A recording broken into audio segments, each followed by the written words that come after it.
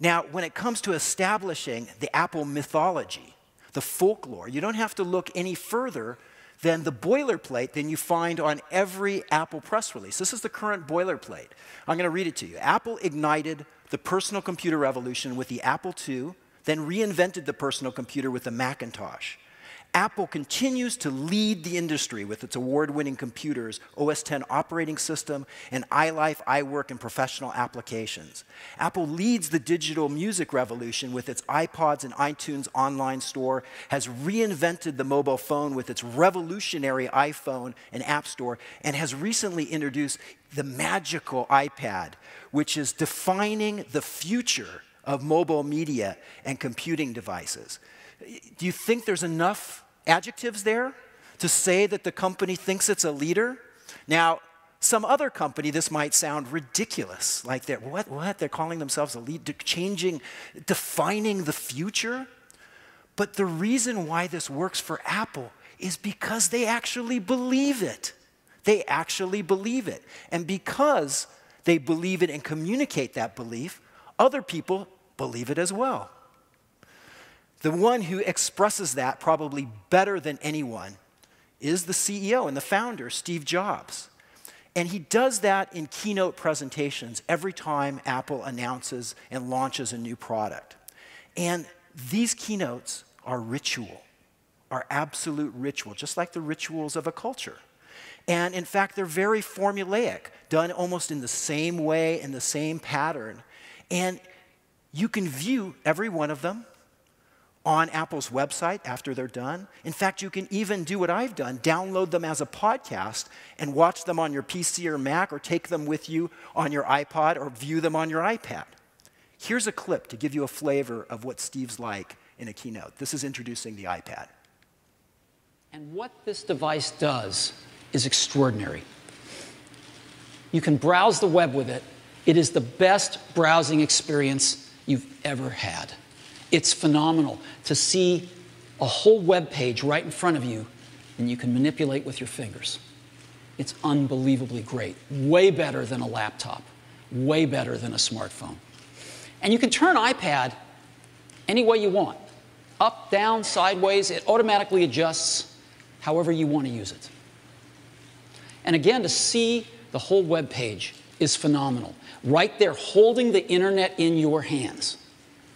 It's an incredible experience. You see, you're not buying an iPad or a product. You're holding the whole internet in your hands. It's important to realize that that form of communication is really a big part of the success of the company. In fact, there's even books that you can buy now on Amazon.com about the presentation secrets of Steve Jobs. That's how much people are looking at his style and technique. But what's important is it's not just Steve. It's not just Steve. In fact, the things that you'll find in a product introduction is you'll see all of the senior executives, the vice presidents, talking about the products in the same way, in the same style, with the same message. Maybe they're not wearing the same black t-shirt, but they're dressed casually. Check it out. The iPhone was a revolution, and we learned so much from it and developed so many amazing technologies, all the applications, the multi-touch user interface. It was truly an incredible breakthrough product. We wanted to take all of that and apply that to a whole new class of product.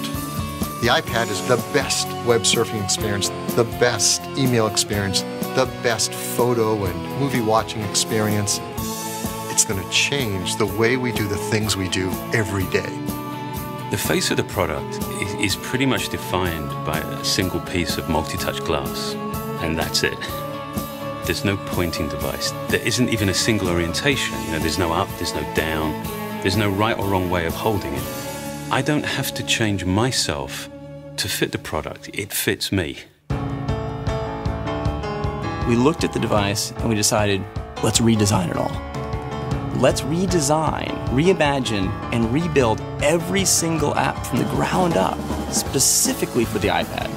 And with this large a display, you get apps that aren't just a little bit better than their smaller counterparts. You get apps that are an order of magnitude more powerful. So you see, it's not this style that follows from Steve to the senior team, but let's take a look at Apple's retail stores. These are the thousands of people, the soldiers that are out there meeting customers on a day-by-day basis. This is what it looks like in an Apple retail store. Tell me if you don't see the same style, the same message. Hi, I'm Jason. I'm a concierge at one of our Apple retail stores. In the next few minutes, I'd like to show you why your neighborhood store is not only the best place to shop, it's so much more.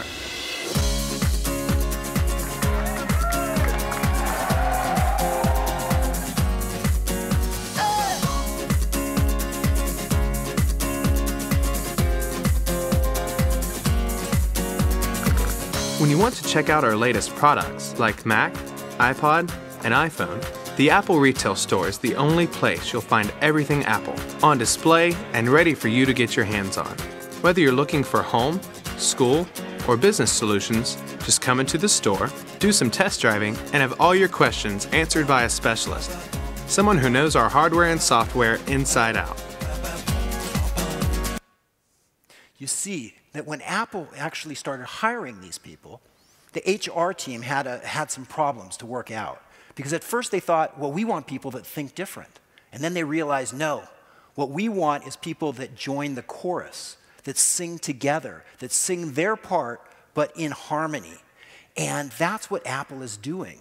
They're working together with the same consistent message, whether it's the daily practice at the retail store, the rituals of the keynote. They're telling the same mythology that represents the same core brand, innovation. Now, as a contrast to Apple, you may have seen this video.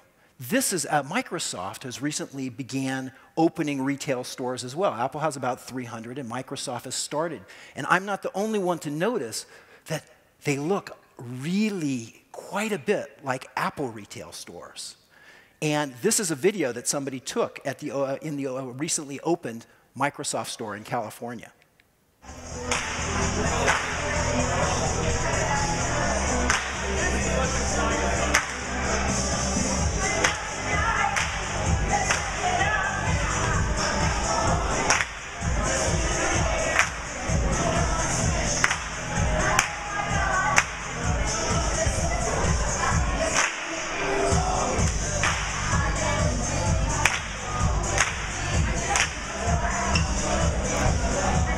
It's not pretty, is it?